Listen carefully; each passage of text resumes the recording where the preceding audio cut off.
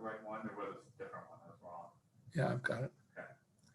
1, 2, 3, 4, 5, 6.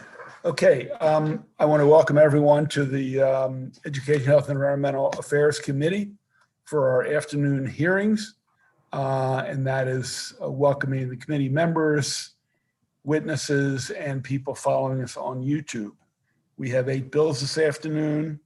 We'll be starting with SB 404, Senator Augustine, followed by Senator Lee, followed by Senator Hester and Simon Ayer, followed by Senator Kagan. And then we go back to 2 Senator Simon Ayer bills, then departmental bill, and finally Senator Riley.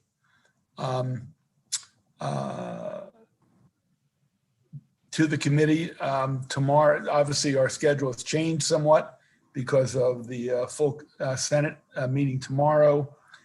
We will still meet tomorrow following the hearings. We will have a voting session, and you should put aside Friday afternoon for a second voting session this week.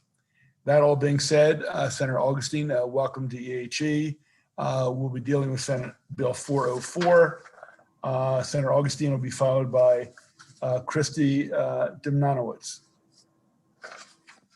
Thank you, Chair Pinsky and Vice Chair Kagan and members of the committee. This is Senator Malcolm Augustine here presenting Senate Bill 404, State Government Websites Required Information. Members of the committee, this bill requires each principal department of the executive branch of state government to publish prominently on its website the name and title of the secretary and any deputy secretaries of the department, along with photographs of the individuals. It's a simple, but I believe powerful bill for government transparency and accountability. Members of the committee, I shared with Vice Chair Kagan that her legislation that put a translator on the homepage of state agencies and department websites inspired this legislation for me. I felt like the translator was a good access and transparency bill and made clear that, that this next step to transparency, access, and accountability was achievable. The fiscal note says that this won't cost money because this is a standard practice, which is good to hear from the fiscal note writers. But the reality is, colleagues, that my research has shown that it is not, in fact, the practice. I reviewed each of the 19 departments and found that all of them had a prominent picture of the governor and lieutenant governor, but of the 19, only 4 had a prominent title and picture of the secretary, and I couldn't readily find any that shared that information about deputy secretaries. Just for your information, they included the Department of the Environment and Secretary Grumbles, Health and Acting Secretary Schrader, Human Services and Secretary Padilla, and Public Safety and Correctional Services and Secretary Green. In fact, the panel that includes the governor and lieutenant governor is clearly set up to carry a similar panel for the secretary, as is the case with the 4 mentioned that I just previously mentioned, and could, like the governor and lieutenant governor, additionally carry deputy secretaries. And this legislation would ensure that transparency, access, and accountability is there for these high-level members of the executive branch. For these reasons, I ask for a favorable report on Senate Bill 404, and I thank you. Thank you, Senator. Pretty self-explanatory.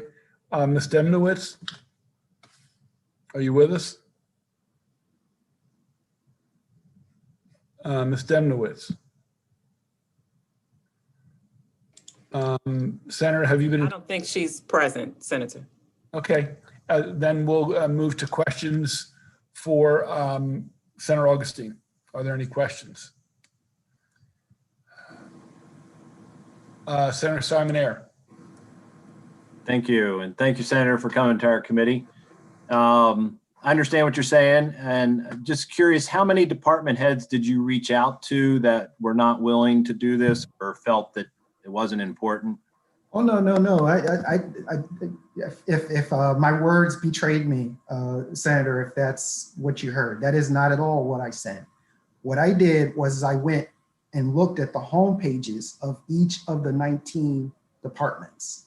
And I went to try to find this, where the secretary and their picture was there, and just as any consumer would, just as any Marylander would, the way that they would look for it, and they weren't there. And so it's not that I talked to them about it, it's that I went and looked for myself as any Marylander would, and they weren't there except for the 4 that I mentioned, which were readily available. Okay, and you know, we can discuss this, but my only point is there, sometimes we write a letter to the department opposed to putting in legislation in law. And I was just curious if you had reached out to the departments asking them for this, which it sounds like they're not resistant to it. It's just you thought this was a good idea and we put it in law. Is that correct? Yes, sir. That is precisely my thinking. Okay, all right, thank you. Senator Ellis. Thank you, Mr. Chairman. Thank you, Senator Augustine, for this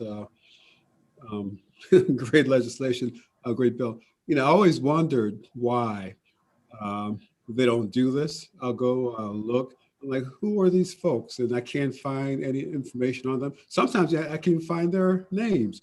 I say these folks' names in these important positions. And my original thought was like, well, my first thought is like, okay, so why are they hiding? You know, our website, MGA, have our pictures on it, you know, bio. So, you know, I just think, it's a great idea. But I have a question as far as why do you think this has not been done en masse? Well, Senator, you know, I didn't really think about it that way. I thought it about the way that you did, all right? Which was, I went and looked as any other Marylander would. I think that, I don't know the answer to that. What I do know is that they are able to do it and that it's not there. And so, and so that's what I do know, but otherwise I'm not exactly sure, sir. Okay, thanks. Okay, seeing Senator Freyhester. Thank you very much. Senator Augustine, it's great to see you in this committee. I'm just curious whether, you know, your research focused specifically on this one, you know, aspect of accountability and transparency, but I had some opportunities to look across the various websites this interim as well. And I was just I was curious whether there were other things that haven't been done and whether it's actually a good time to do like an overall kind of review for consistency across the websites. Things like, you know, translation were top of my mind. Like, is there Spanish available for folks on the Department of Labor's website? And there's many different subsets there. So just curious if you had any insight into that. Well, Senator Hester, as I mentioned, sort of my inspiration for this was Senator Kagan's bill, which did put the translator on each of these. And so she actually, the senator, passed that legislation. I can definitely understand what you're saying. There already is a template, is what I would say. And for what I saw, there is a fairly consistent template. They're just not necessarily using it in a consistent way that's there. And so I felt like that this, though, was an important part that needed to be a part of the template that they were using across the departments. And I wouldn't want to, and I will say this too, to what you've said.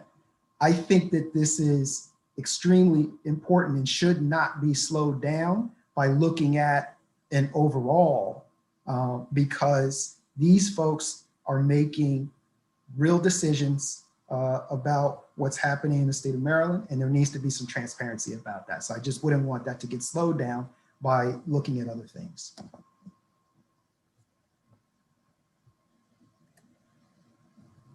Vice Chairman Kagan. I'm all right, Mr. Chairman. I was gonna. Thank you. Remarks. Okay, this concludes the hearing on this bill. We'll take this up later. It was suggested about a letter, so there might be a couple of ways to skin a cat here. Thank you, Senator Augustine. We're going to move to Senator Lee, Senate Bill 49. We have Senator Lee followed by Joseph Carrigan. And the topic is Department of Information and Technology. While there are some written testimony, there's one with favorable with amendments. I see no opposition on the sign-up sheet. Senator Lee, please. Thank you, Mr. Chairman and Madam Vice Chairman. Senate Bill 49 was inspired by a recently passed North Dakota law that provides local government entities with strategic cybersecurity planning support from the State Department of our Information Technology. The former Chief Information Security Officer brought this proposal to the Cybersecurity Council meeting over our interim, and the body, composed mostly of cybersecurity expert, has endorsed this concept. We made this easy for you for this session. I know that everything was rushed last year, and I think there was some misunderstanding about the bill and about a proposed amendment, but we hope that it has been cleared up by now. This bill has been amended as it passed the House of Delegates last year, the cross-file for this bill. It would now simply require additional manuals to be printed up for local government entities to allow them to discover what they don't know themselves without a mandate.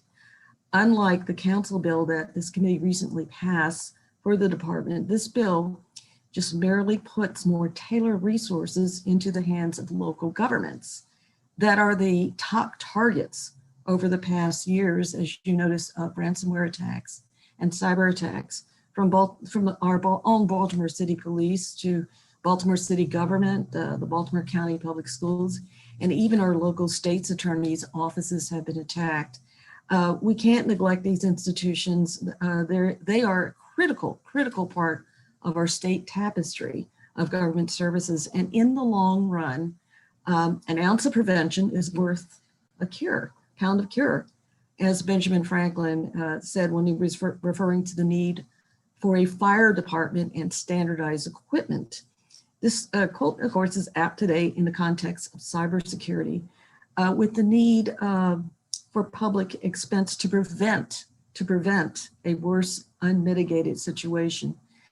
So today I'm saying we must prepare for and respond to the digital fires that target government entities with a coordinated, uniform approach that mirrors our best practices and prevents the worst outcomes up front, rather than scrambling on the back end to coordinate a response amidst the chaos of a disruption and its aftermath.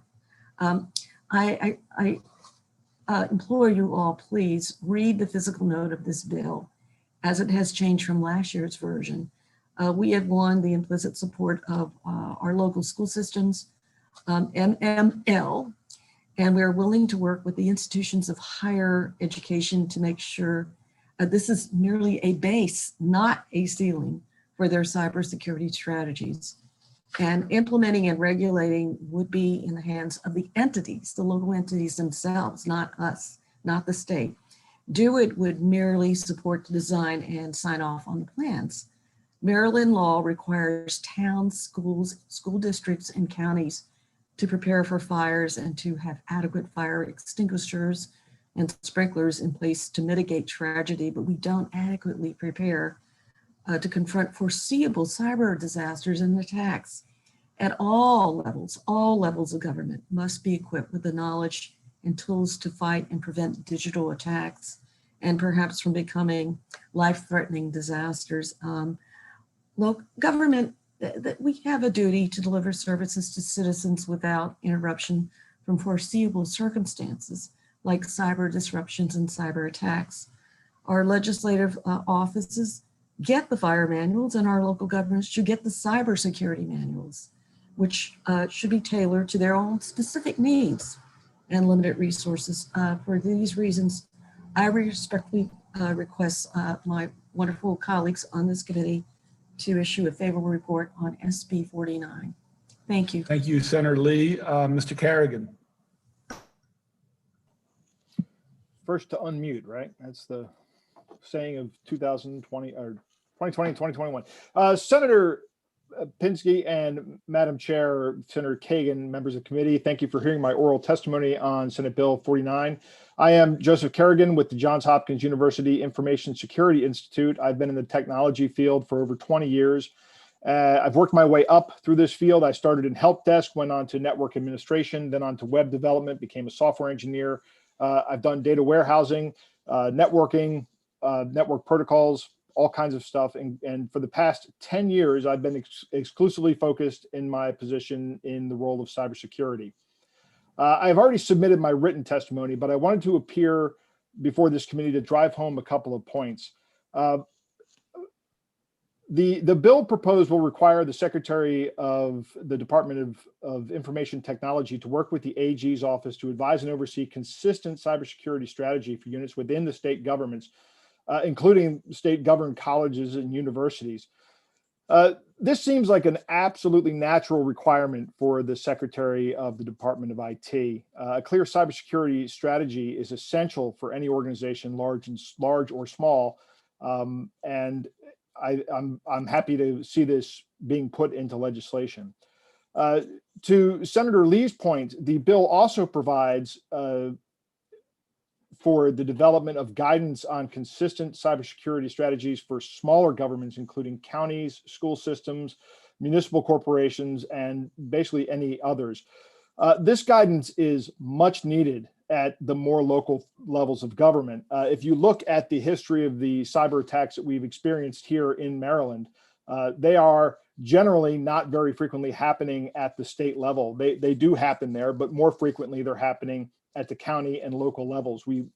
The breaches that, or the incidents that Senator Lee mentioned in Baltimore City, Baltimore County, as well as there was a Salisbury County or Salisbury City Police attack. There was a St. Mary's County Health Department attack and a Dorchester County government systems that were hit by ransomware.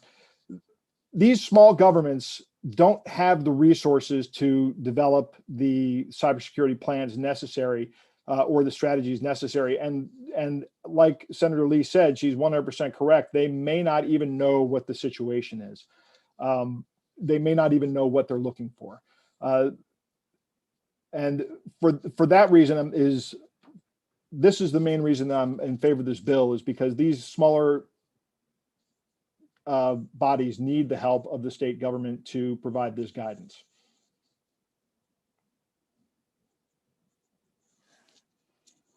Thank you, Mr. Kerrigan. Questions for either Senator Lee or Mr. Kerrigan? Senator Frey-Hester. Thank you, Mr. Chairman. Senator Lee, thank you for bringing this a really important bill forward, and thank you for your leadership on the Attorney General's Cybersecurity Commission. It's really invaluable to have you there to bring this forward.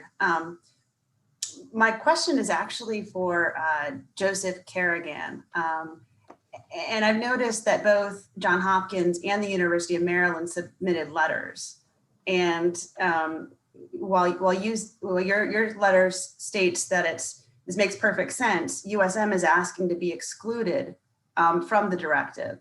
And while everybody, every organization is different, I mean, is there a reason why an institute of higher education should not report what they are doing to the Department of Information Technology? I don't know. This bill doesn't seem to me to require reporting of information. It requires the Department of IT, the Secretary of the Department of IT, to provide guidance to these organizations. Correct? Yes, that is correct. This is not a mandate.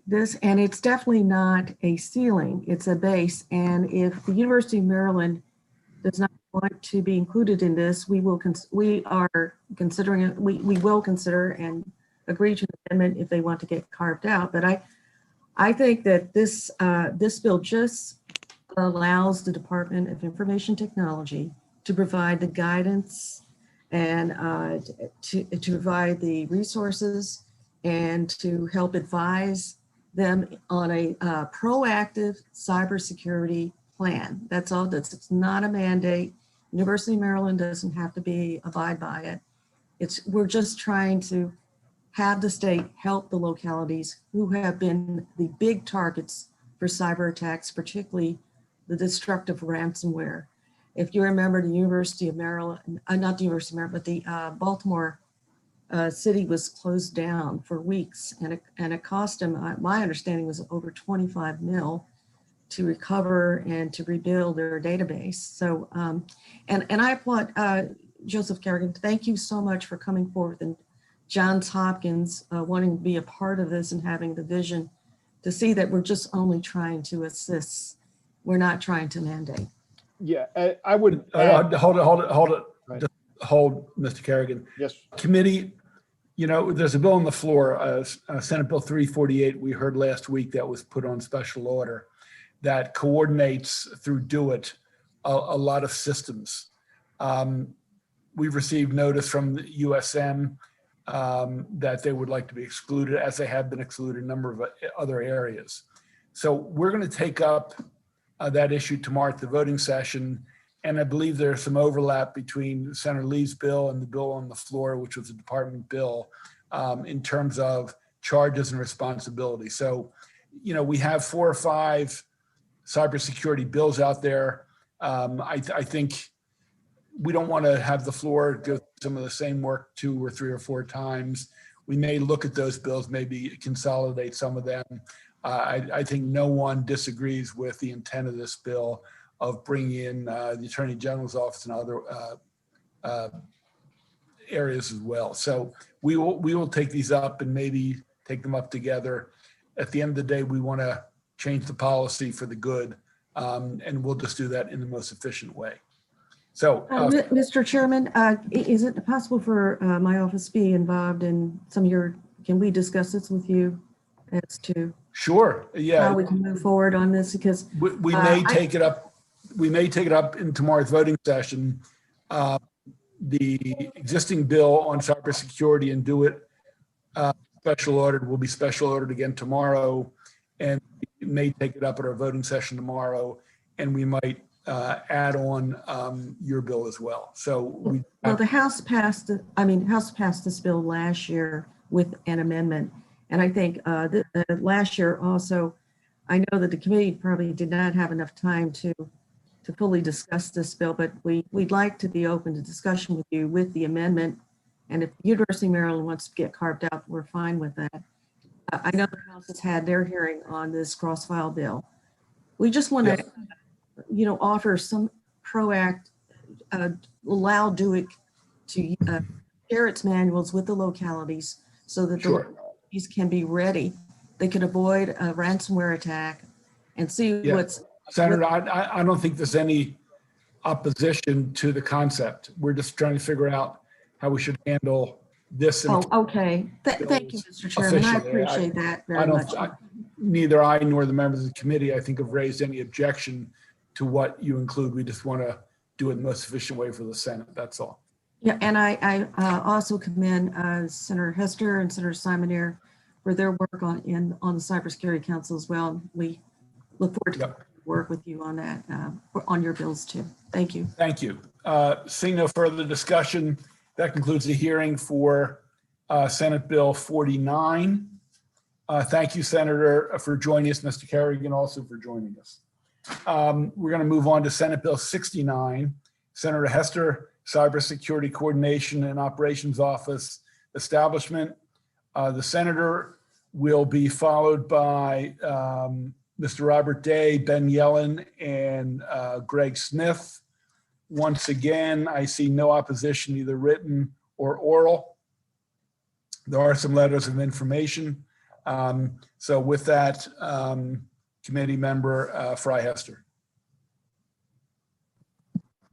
Bear with me for just 1 second. I'm pulling up my testimony. You don't have it down by heart? I should, for sure.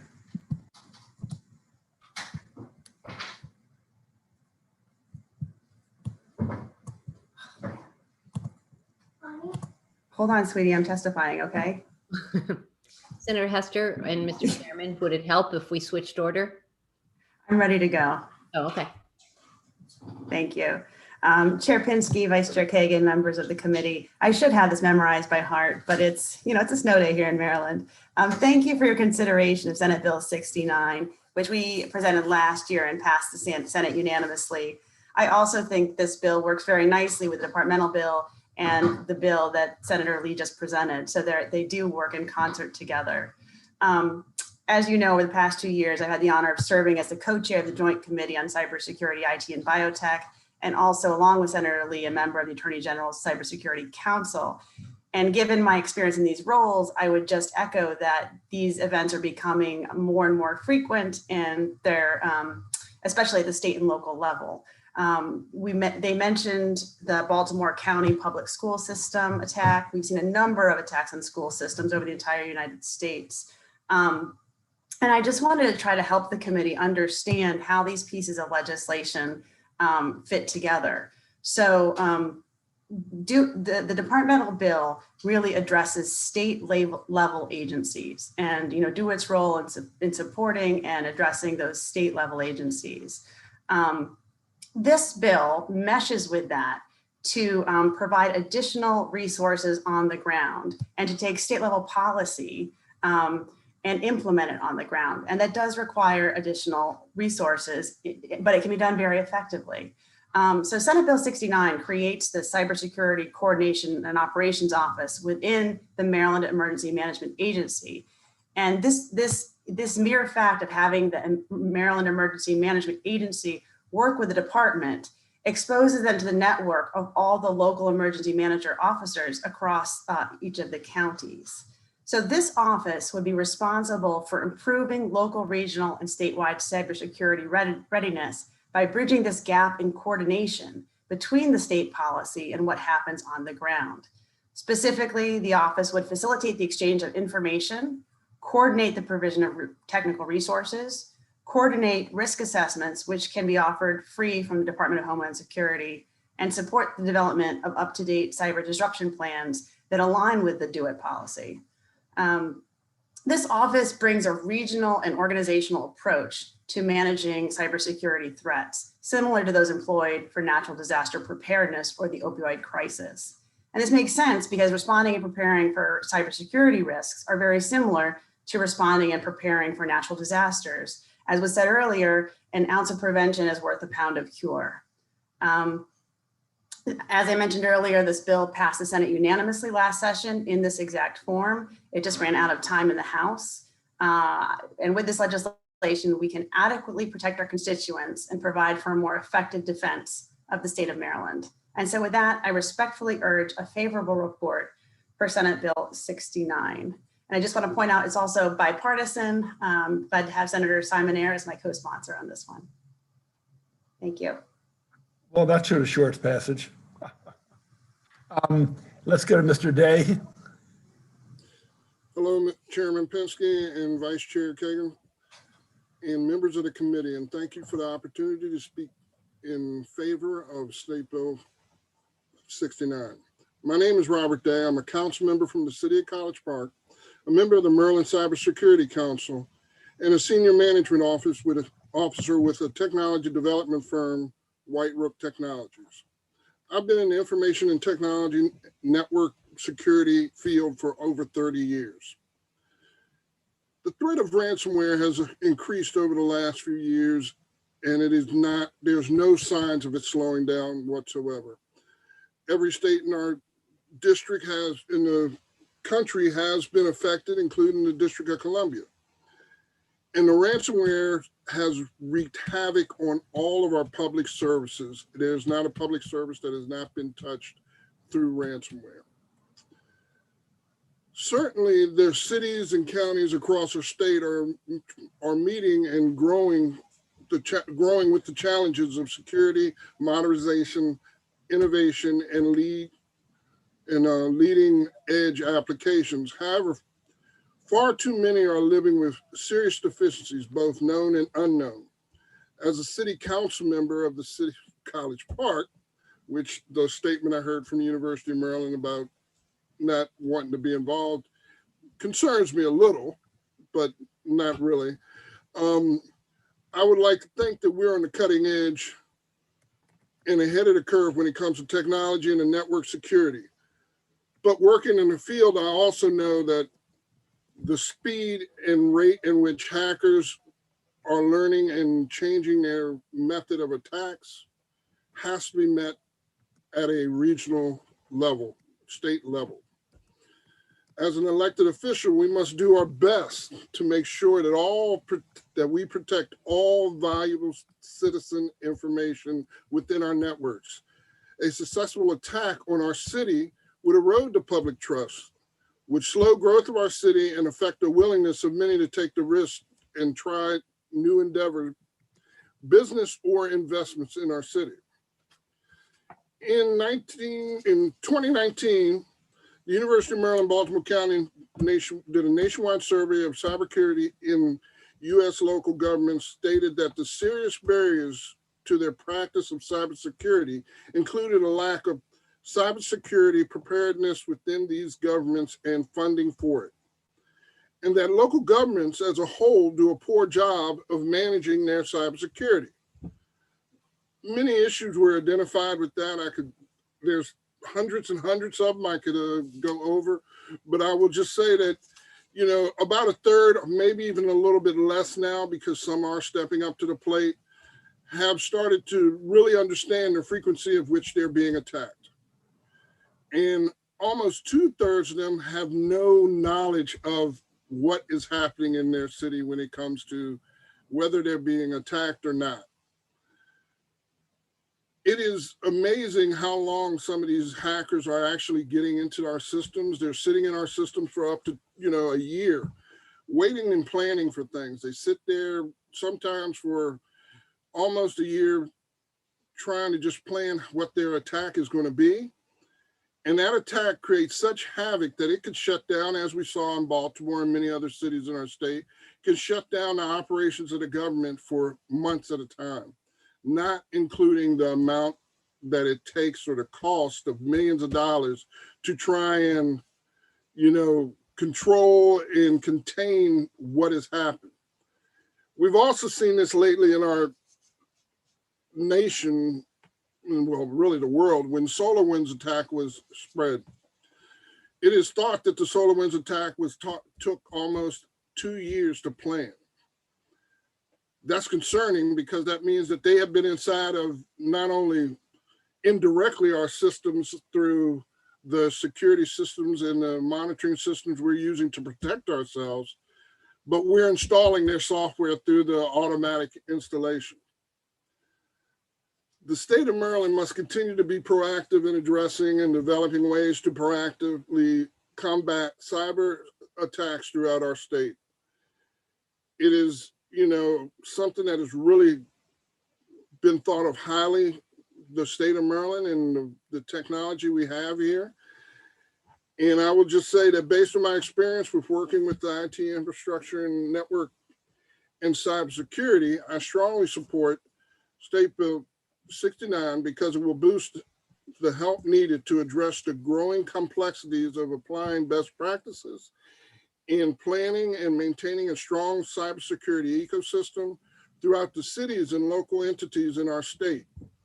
I agree that the development of the Cybersecurity Coordination and Operations Office with reach throughout the state will help with assessment and implementation of best practices up and down the security stack that will be impacted. Mr. Day, you're going to have to conclude. All right. Your time's up. All right. I encourage a favorable report of SB 69 and thank you for your consideration. Thank you, Mr. Day. We also left off, I had mentioned Mr. Yellen and Mr. Smith. I believe we have Major General Linda Singh also with us today. Let's go to the Major General. I know she's usually pretty busy and we always appreciate her work in the state and also coming to the legislature. So please, welcome.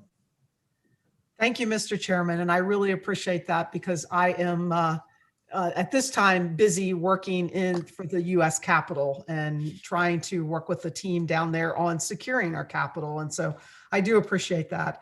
And as you can imagine, we are also talking about cybersecurity there. But, for those of you that don't remember, I was the adjutant general here in the state of Maryland and retired in 2019.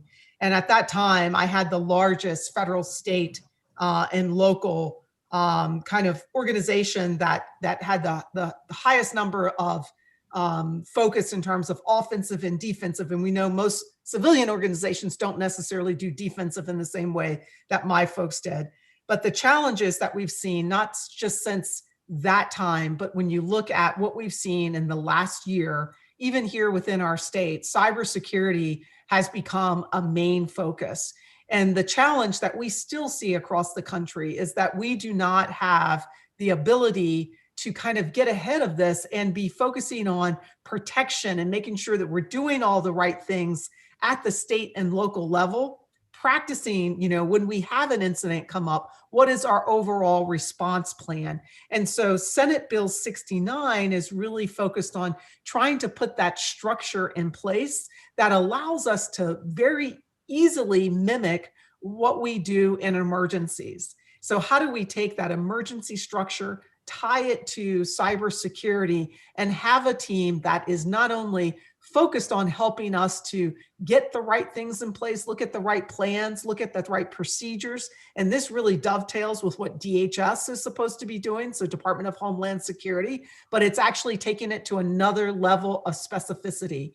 And it then allows us to be, not reactive, but then acting ahead and trying to get ahead of and saying, okay, we got it. And we know that we can't prevent every single cyber attack from occurring.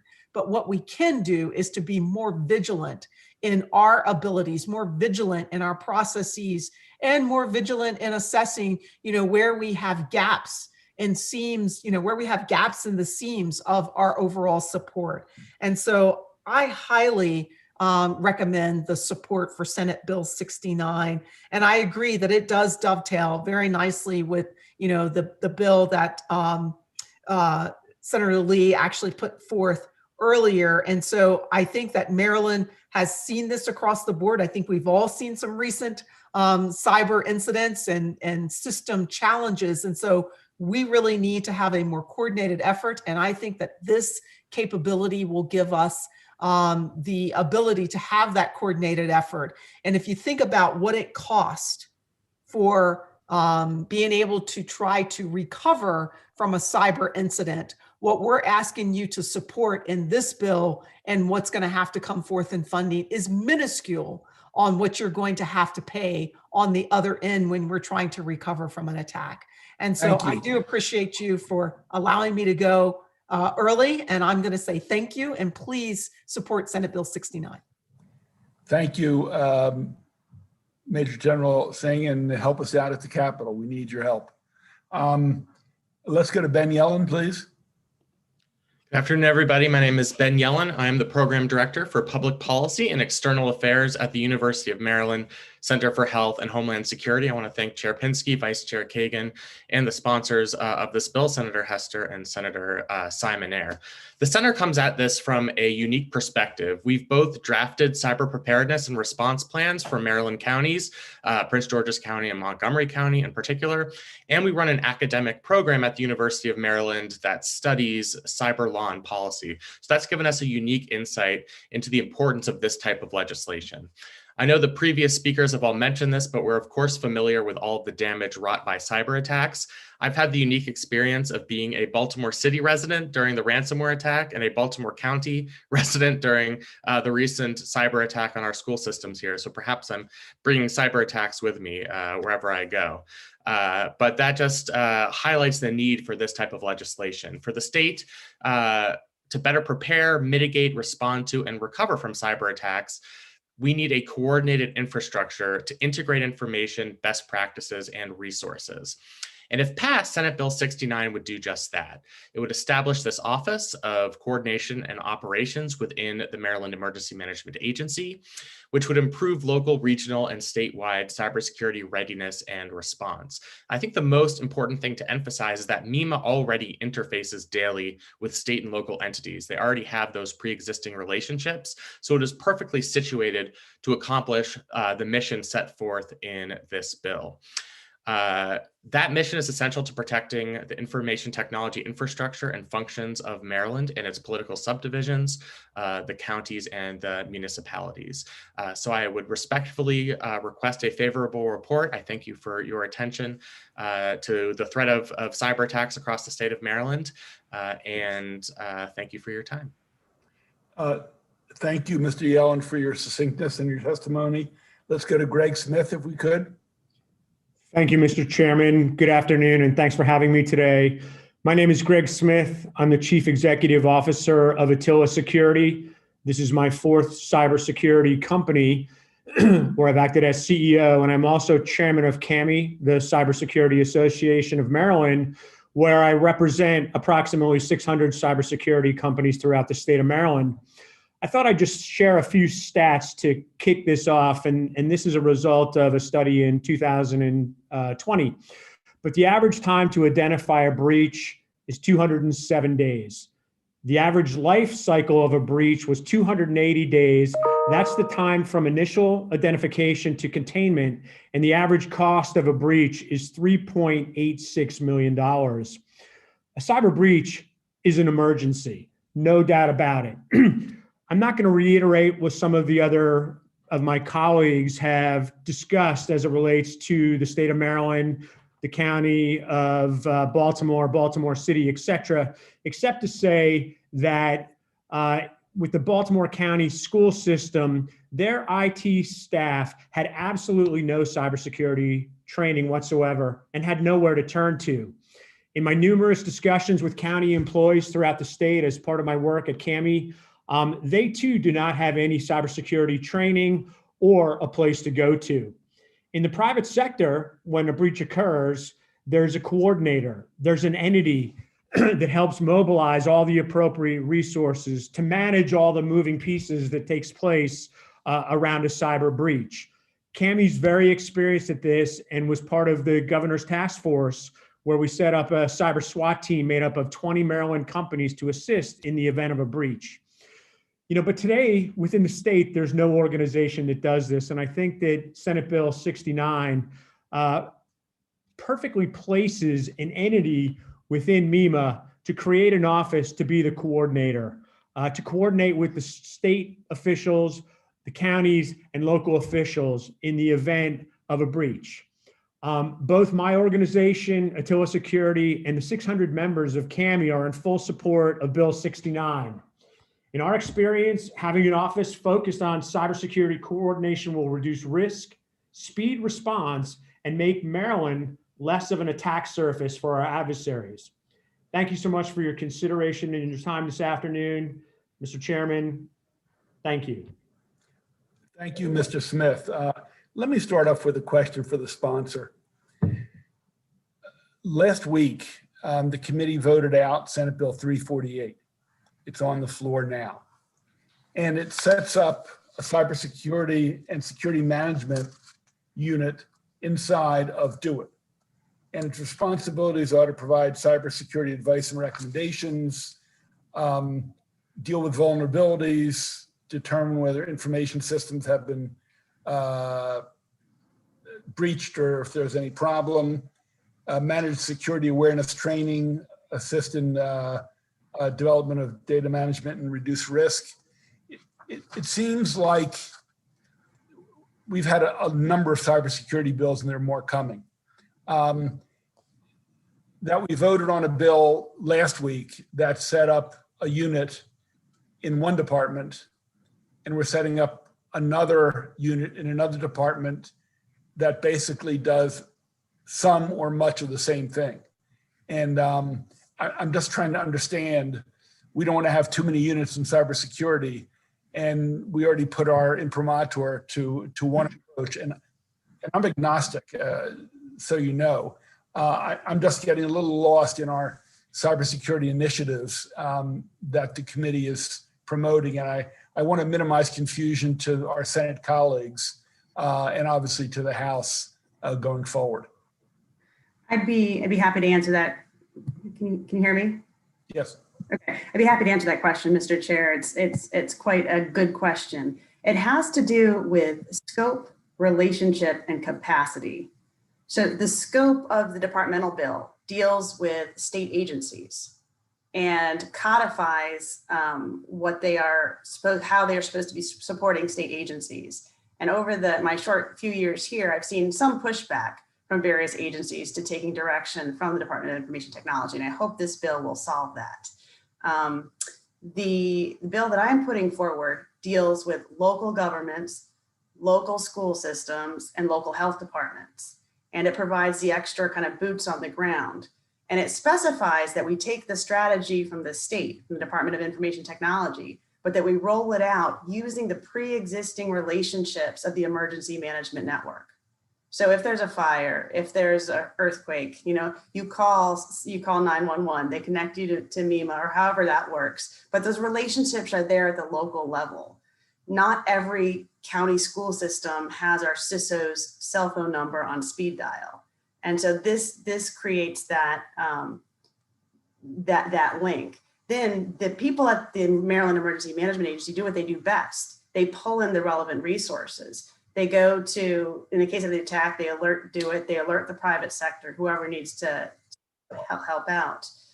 I also mentioned capacity, and there's a lot of work to be done. I specifically think having DO-IT shore up our state agencies and having MEMA shore up our county and local agencies is a good division of responsibility. I'm not sure either one of them could do it on their own. Thank you, Senator. Questions for the sponsor or panelists? Seeing none, that concludes the hearing on Senate Bill 69. Thank you. I believe Senator Kagan had to testify in B&T, so we will come back to her bill. So those of you waiting for 72, we are going to have to shift our order to some degree. That being said, Senator Simon Ayer, Veteran Service Animal Program definitions. Again, I see no opposition. You will be followed by Corinne Marie Puliquin. Senator Simon Ayer, welcome. Thank you. This bill passed unanimously last year, ran out of time. So I'll give you a brief reminder of what the bill does to save the committee time. It just alters definitions for the Maryland Veteran Service Animal Program. And if you remember, the program provides dogs and therapy horse services to vulnerable veterans dealing with issues like PTSD. The program is running well. The Department of Veterans Affairs is doing a great job. And the department has awarded thousands in grants to nonprofits helping veterans. I've worked with the department, and basically they found out there were some terms used in the program that were not specifically defined. And this simply defines those terms to ensure that the money goes to those most needing these services. Specifically, the definitions are defined for service dog, which is modeled after the American Disabilities Act definition, service dog, and horse therapy. One note on the horse therapy definition. Last year, I worked with the department, the Horse Council, and other organizations to move forward on the horse definition with the goal of limiting organizations with the highest standards to help veterans, giving our limited resources that are available. The two that were chosen were the Professional Association of Therapeutic Horsemanship International, or PATH, and Equine Assisted Growth and Learning Association Certified Professionals. We believed it was a good balance and met the needs of the veterans. And I will say, I know the Horse Council wants broader definitions to reach large number of horse stables in Maryland. And I'm talking with the department on their proposed amendments again this year. Maybe we can come to a compromise on a little portion of it, but I really don't want to overextend this program with its limited resources. But with that being said, I'll get back to you. The last thing is I have one amendment the department just wanted to tweak the support dog definition that was put in there. And I'll ask for your support once again. Thank you. Thank you, Senator, and we trust your leadership in this. So if you work out new definitions, we'll wait till you've completed any conversation with the agencies and just come back to us with the right language. Okay, Ms. Corinne Marie Poliquin. Yes, am I on? Yes, you're on. Oh, wait, hang on, let me get my video going. Good afternoon, Mr. Chairman and Senator Seminaire. Based on that introduction, I'm here today on behalf of the Maryland Horse Council. We represent the Maryland horse industry, which is about 30,000 Marylanders, which includes facilities that provide equine assisted therapy services to veterans. We took this proposed definition and had a working group of therapy stables review it in order to determine whether we thought or they thought that it would be satisfactory. And although we support the goals of Senate Bill 284, we'd like to see some amendments to the definition.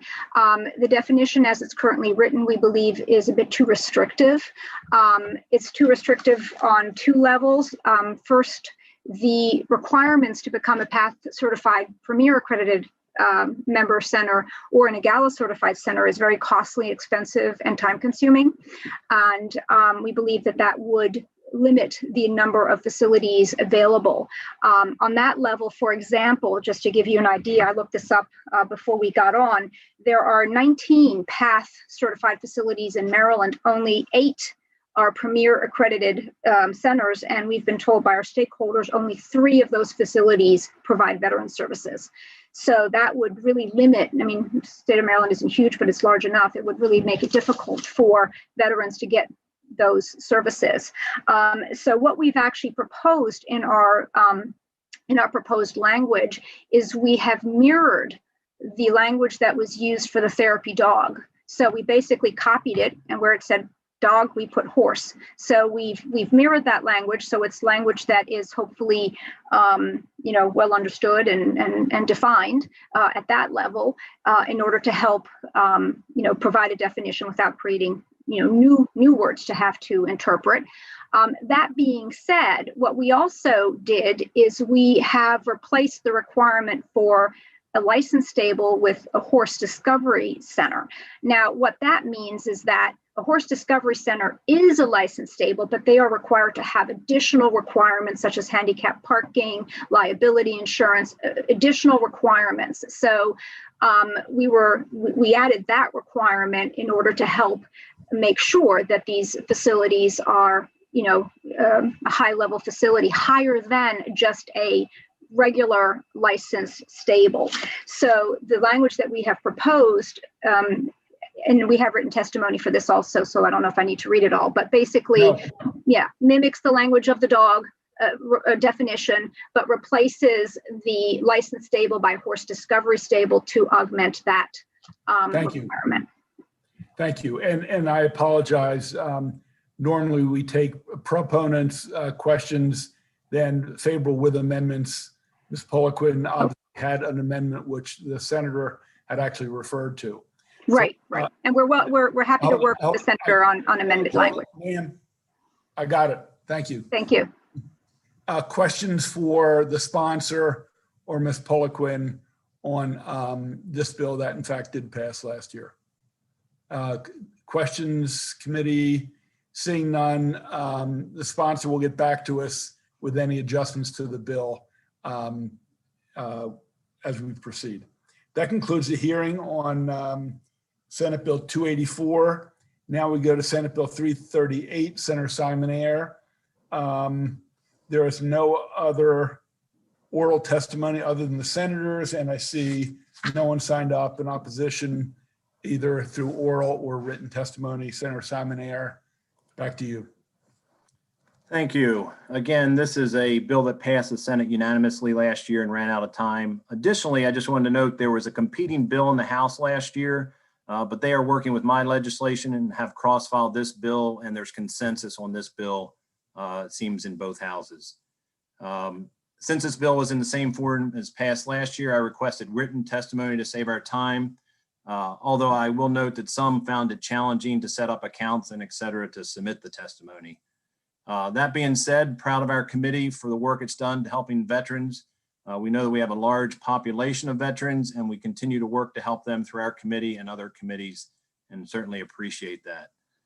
This bill waives the adoption fees for veterans when obtaining a dog or cat in a government-operated animal shelter. Last year, we showed that for vets, it provided comfort and health benefits to owning a pet, and for the animals, it gave them a second chance. We saw that other states had similar programs, and that last year we also saw a couple counties do similar during portions of the year. Those counties supported the bill and said it made it simpler for them. Again, this year, this testimony says that it's, there's testimony that says finding homes for animals with the waiving of the fee is more cost effective than caring for the sheltered animals for a longer time. Lastly, some other national variations help veterans, but while doing wonderful things, most have restrictions on adoption for only leftover pets, such as hard to adopt pets, older, bigger, special needs animals. And while this is worthy, we should not limit our veterans to the dogs that the rest of society is not adopting. This takes a minimal investment, provides wonderful benefits, and we've learned that one size doesn't fit all, and we need numerous ideas and programs. It is my belief that through a multitude of approaches and programs, we can reach and help more veterans, and I ask for your favorable consideration again this year. Thank you. Thank you, Senator Simon-Ayer, for introducing this and the other bills. Seeing no questions, that completes the hearing on Senate Bill 338. We're going to move to Senate Bill 353, and we have the Secretary of Veterans Affairs. Secretary Owens, I apologize, I didn't see you. I would have tried to take you sooner so you can get to other work. It's always good to see you.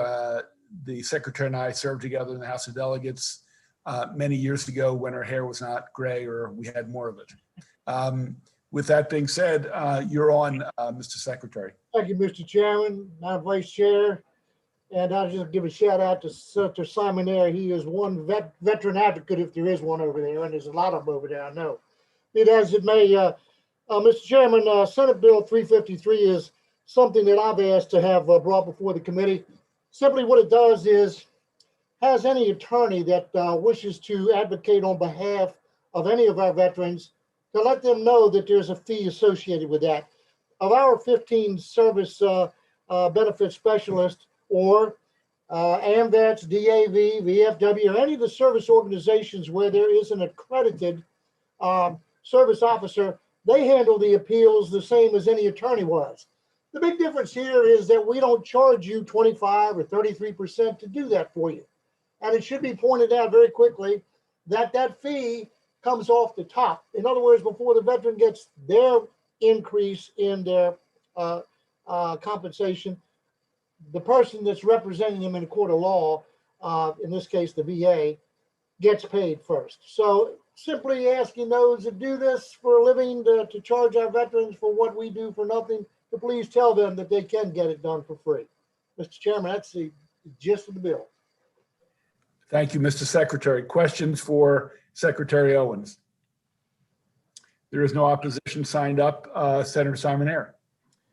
Yeah, I'd just like to take a time to publicly thank Secretary Owens. He is a dedicated person. He loves veterans. Anytime there's an event, he's out there, and it's very much appreciated. And I will say you have an awesome staff. Anytime we need anything, they're right there. And I just wanted to publicly thank you all. Thank you very much for those words. I'll pass those on. Seeing no further questions, that concludes the hearing on Senate Bill 353. Thank you, Secretary. Mr. Chairman, thank you, and good to see you all. You too. Let's go to SJ3, Senator Riley. This is establish a Maryland Women's Veterans Memorial. We have Senator Riley, followed by Brigadier General Irene Zappa Rodriguez, who's retired, Captain Sharissa Jackson, also retired, and David Bishop from the Fleet Reserve Association. In advance, I see no opposition, written or oral. Senator Riley? Thank you very much. Brigadier General Irene Zombie Rodriguez is currently employed by NSA. She was going to slip out to the parking lot and do a remote call, but obviously time has prevented her from being with us. She's strongly in favor of this bill. Captain Sharissa Jackson, U.S. Air Force retired, a nurse who served in the military for her career, currently works with American vets. And again, she's very supportive. So I will devote my, or allocate my 5-minute time to David Bishop. If the secretary has gone, that's too bad. Mr. Bishop is a Marine, not a former Marine, as we learned from Colonel Astle, once a Marine, always Marine, and as the Secretary of Veterans Affairs. Mr. Chairman, the Secretary did put in a letter of support. I'd like to turn the testimony over to David Bishop. David, you're up. Thank you, Senator. Thank you, senators and staff, for making accommodations for public hearings like this and testimony. David Bishop, down in Arnold, Maryland, testifying on behalf of myself and 16 active military and veteran service organizations who serve an estimated 150,000 clients and members throughout the state as part of the Maryland Military Coalition. And of course, that includes the Fleet Reserve Association here in Annapolis. I'm here today to show our full commitment to support a commission to establish a much needed memorial for the women veterans of our armed forces. As a new Marine recruit on Parris Island, and one of the most significant points of our training is the history of our Corps. Several parts of that history have stuck with me throughout the years due to respect and general repetition of what we go through in training, such as the 2-time Medal of Honor recipients Smedley Butler and Dan Daly, and the battles of Chosin Reservoir and Belleau Wood. Some of that other history has escaped me after 20 years. I've unfortunately forgotten a little bit, but one vital piece of information sticks with me, and I believe civilians should have just as much an opportunity to appreciate it as well as the first Marine, female Marine, Opha May Johnson, and her fellow veterans. There are few who step on those yellow footprints aboard Parris Island, San Diego, or Quantico to join the Marine Corps, and even fewer women who accept that challenge. Like their male counterparts, they sign up for all positions and jobs within the military, including today, combat. Women have overcome great and unthinkable obstacles to have the honor of serving our armed forces since the beginning of our nation. Even so far back as the Civil War, and likely earlier, there are confirmed cases of women posing as men so that they can honorably fight in combat for our freedoms. It's honestly a little embarrassing that a state that prides itself on its progressive action, the best our female veterans have received is a single 12-inch plaque hidden behind a truck stop. These women were pioneers in an environment more hostile than any other on the planet, war. They had to fight to have the honor to go fight. They faced adversity, not just on the battlefield, but off the battlefield in a fraternity that was unwelcoming and did not consider them equal. Even today, they still overcome and prove wrong those voices of discrimination and denial. Every person who's able to meet the standards of becoming an American warrior, whether Army, Navy, Marine Corps, or Air Force, earns the right to wear the uniforms of our armed services. We owe them all debts we can never truly repay, and we should honor their work and sacrifice in any way possible. An attention-grabbing memorial in a very prominent location is the least we can do to honor the memory of millions of women veterans. We strongly encourage a favorable reading of this bill and look forward to seeing a memorial built. Thank you all very much. Thank you, Mr. Bishop. Questions for Senator Riley or for Mr. Bishop? Questions for Senator Riley or Mr. Bishop? Seeing none and there not being any opposition, there is written testimony, including from Secretary Owens. That concludes the hearing on SJ 3. We will go to, we'll return to SB 72. And the Vice Chairwoman will be joining us momentarily. She'll be followed by, hold on.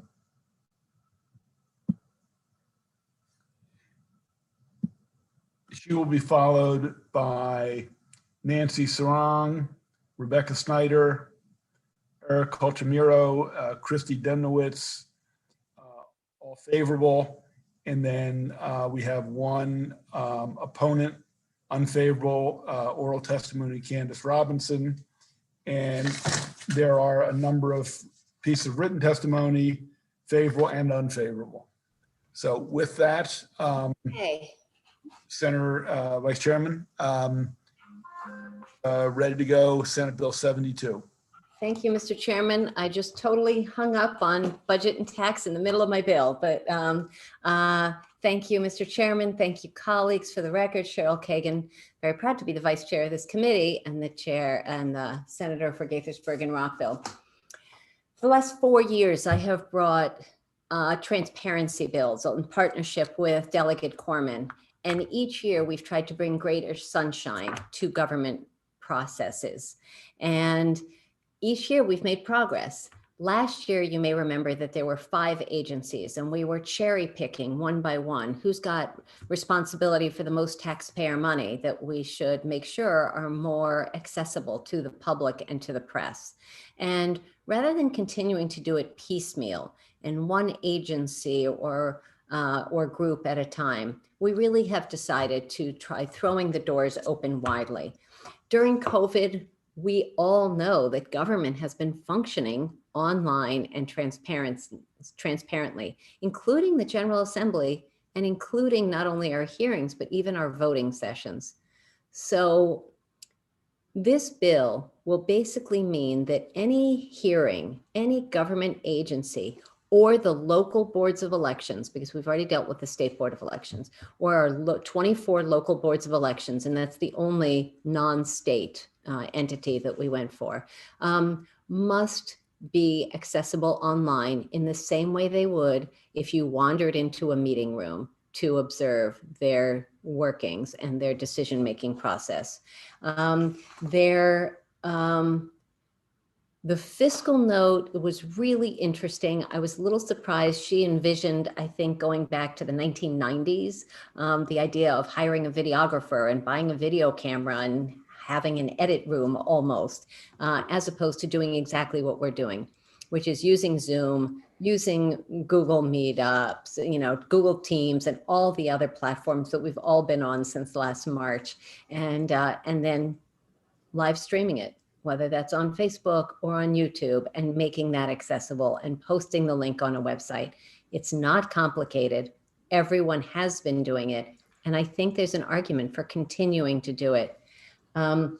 So I will just mention a couple of things, and then I've got great witnesses. The technology is critical. And I think especially now when people have such low estimation of government, based on the divisiveness and the challenges and some of the accusations that have been leveled over the last several years, I think transparency is part of the way that we refresh people's confidence in their government.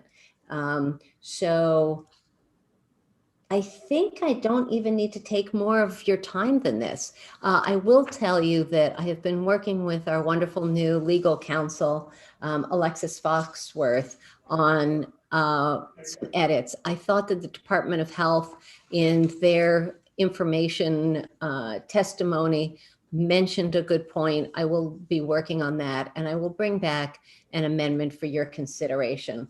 And so this is imperfect, Mr. Chairman, but I think it's heading in the right direction. And I do think it's the right direction for our state and for our government. With that, I'm going to hand off in order. The lead witness will be Nancy Soring from the League of Women Voters, followed by Rebecca Snyder from the DC Maryland Press Association. And then Common Cause had signed up to testify, but unfortunately there was a last minute emergency. So I don't know whether there will be someone else or not, but happy to take questions either now or at the end of the panel, Mr. Chairman. Thank you. If you don't object, I'd like to get through the panel, then we'll take questions all together. That works. Okay, Ms. Sarong. Thank you, Chairman Pinsky, and members of the EHE Committee. Thank you for allowing me to testify today. It's the first time I've come before all these familiar faces this session, and it's nice to see you all again. So today I'm pleased to offer the support of the League of Women Voters of Maryland for SB 72, the Maryland Transparency Act of 2021. Joanne Antoine, Executive Director of Common Cause, was mentioned, and she asked me to convey her support for this legislation since she cannot be here today. We both, though, want to thank Senator Kagan for once again being a champion for shining sunshine on government activity. The League of Women Voters believes that democratic government depends upon the informed and active participation of citizens. And in order to do that, government bodies must protect a citizen's right to know by giving adequate notice of meetings, by holding open meetings, and making public records accessible. This has been a principle of the League since we were formed more than 100 years ago in 1920. In the past, we've supported legislation that called for video broadcasting and the maintaining of an online archive of broadcasts of both legislative hearings and floor sessions, as well as the selected government agencies that the senator referenced in her testimony. This bill expands and improves upon these bills. As explained, it calls for all the executive branch agencies and the local boards of elections to have their meeting agendas and their meeting materials publicly available on their website at least 48 hours before any open meeting. In emergency circumstances, it does allow for posting these as soon as practicable. It further requires that each of these public bodies provide live video or audio streaming of their proceedings and maintain an unedited archive of these recordings. All of these provisions, as well as the inclusion of compliance measures in this bill, are directly in line with the League's commitment to open government. I will mention that we have spoken to both Senator Kagan and Delegate Corman about whether the provisions of this bill would apply to the Governor's Redistricting Commission that he has created by executive order. We've been informed that they have sought an opinion from the office. If it turns out not to be the case that the Redistricting Commission does not fall under the requirements of this bill, we strongly recommend that it be amended to include this body. The important work of the Redistricting Commission could impact every voter in the state, and it should be done with the utmost opportunity for public scrutiny and participation.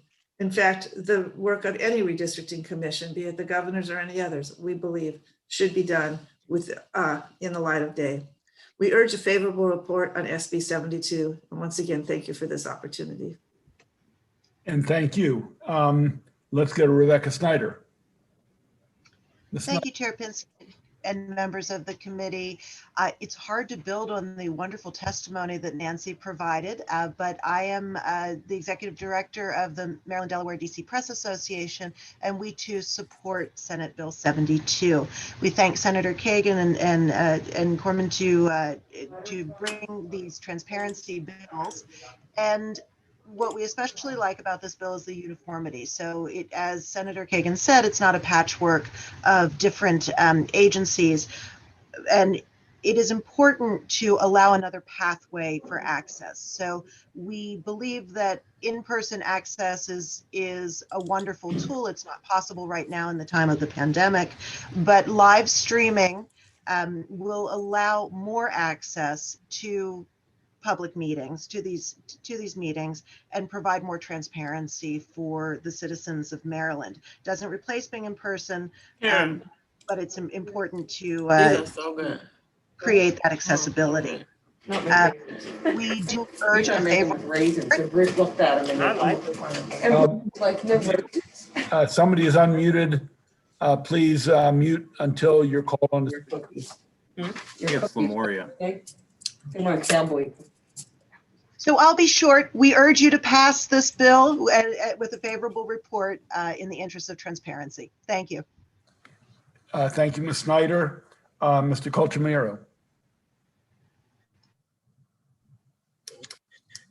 Chair Pinsky and Vice Chair Kagan, thank you for the opportunity to speak in support of SB 17. Eric Colchamiro, Director of Government Affairs with the Alzheimer's Association, and a big fan of kibitzing with Kagan. Those of you who are not aware, the Vice Chair, as some other members of the Assembly do, has a periodic podcast. And along with its catchy theme music and its friendly hosts, the show provides access to conversations with different Maryland policymakers. I particularly enjoyed a recent conversation with President Ferguson, where he talked about work-life balance from a dad's perspective when you have little kids. It's then access to policymakers, the access that Marylanders get via the live streaming of this committee meeting, the access that we get via the vaccine oversight working group that Senator Lamb has been participating on, and so much more that is an invaluable but often missing component for better government. There are countless boards and commissions that the Alzheimer's Association is currently on and has participated in, including the State Commission on Aging, the Oversight Committee for the Quality of Care in Nursing Homes and Assisted Living Facilities, and the State Alzheimer's Council. And I can share from our experiences that meeting agendas are most commonly posted on a website precisely 24 hours in advance of the conversation. A recent meeting of one of our state councils was canceled because this did not occur. Some statewide committees post all of their meeting minutes on their website. Others have no meeting minutes on their website. Live video streaming, archive video streaming, or meeting minutes within 2 days of approval, that does not happen. The end result of this, and the end result of the current system for the open meetings, is that transparency is not consistently happening. And our advocates do not have the opportunity to as consistently get involved as we would love for them to do, and miss, in turn, knowledge about critical conversations. They don't have access to the policies and policymakers who impact their lives on a consistent basis. And we're here today, the Alzheimer's Association is here today, I'm here today, because I think this legislation is a step to help us do better. We urge a favorable report. We thank Senator Kagan and all the others who have developed this bill. Thank you, Eric. Before we go to unfavorable, I don't believe Christy Demnowitz is with us. Question for the proponents, Senator Lamb.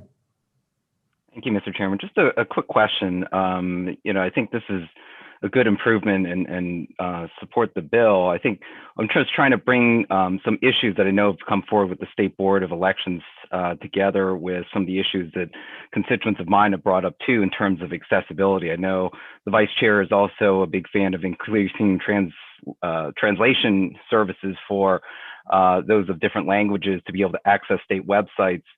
And I'm wondering if you'd be open to also making agendas and recordings accessible to those who have disabilities with an amendment potentially that would require that this information be accessible to screen readers and recorders that use closed captioning and also sign language interpretation. Otherwise, or potentially are missing this population of folks too that have to use these other means to be able to communicate just because they have otherwise a disability. So thank you, Senator Lamb, for the question. And I'm going to answer two parts. So the question of accessibility for people with disabilities, I know the President's office and the Speaker were trying to consider that in terms of making this COVID session more accessible. So you and I can talk about that offline and maybe even connect with and learn from some of their possibilities with the Office of Information System. Going back to the State Board of Elections, and I'm really glad you mentioned them. You all may remember, and Nancy Soring was kind enough to run through the expectations and the law that we enacted last year, which was post the agenda 48 hours in advance, live stream the meeting, and then post the minutes within 2 business days after they've been approved. Well, what happened is they kind of did that, but only a little and not all the time. And so I ended up needing to file a complaint with the Open Meetings Compliance Board because they were not in compliance. And they were not only not doing things with the letter of the law, they certainly weren't complying with the spirit of the law. So for instance, even if they posted the agenda, there were, and I'm not exaggerating, 86 pages of documents that were going to be discussed at the meeting, and they were posted as the meeting was started. How could a reporter possibly synthesize and review all of that information, let alone a person or an advocacy organization in trying to get that in order to ask appropriate questions or participate, engage in a meeting? And then in terms of minutes being posted within 48 hours, what they ended up doing was not debating, reviewing, and voting on the minutes. So if they hadn't been approved, then they didn't have to be posted. And so over and over, it was months that went by and no minutes were on the website. So we're trying to close some of the loopholes and make it clear that we need transparency and no games. In case you're curious, the outcome to the Open Meetings Compliance Board complaint, it took a while. The State Board of Election acknowledged that my allegations were accurate and that they were not in compliance, but ultimately it turns out through some weird loophole that they were not in the domain of the Open Meetings Compliance Board. So we need to fix all of this so that they can't basically say this, we don't have to, or if we don't feel like it. And we need our government, and especially our state and local boards of election, which is fundamentally protecting our democracy, to be compliant and transparent. Further questions for the proponents? Further questions for the proponents? If not, Senator Simonaire. Yes, and thank you, Senator Kagan. This is just kind of a related thing. You know, we're in a unique situation down here in Annapolis in a pandemic. And I've just recently heard, and I don't know if you can work with us on this, when there's public testimony for our legislation and it's written, it's not available to the public until it crosses second reader. And I've seen articles out there where they're writing based on the verbal testimony, and there's a lot of other opinions that aren't out in the public so they can see it. So, you know, I hope we can model it here in the legislature as we're doing it for other government agencies. But that's a concern. Hopefully I'll talk with Senate President, and maybe you can work with me on that as well, because I think that's really important. Great. So Simonaire and Senator Simonaire, I think we share a commitment to these issues, and I'm happy to brainstorm with you about this bill or about other practices. Thank you. Great. Thank you. Okay, we're going to go to the unfavorable. Let's have Ms. Candace Robinson.